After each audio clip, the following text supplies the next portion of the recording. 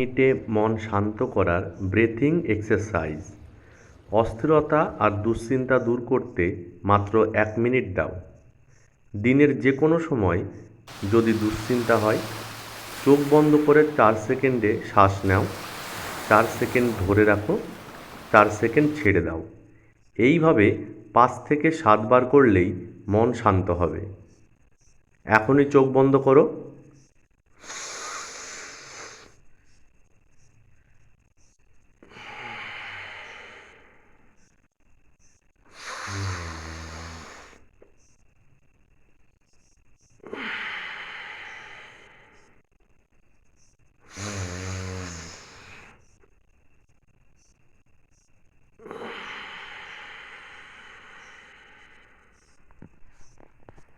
Try করার পর কেমন লাগলো কমেন্টে জানাও।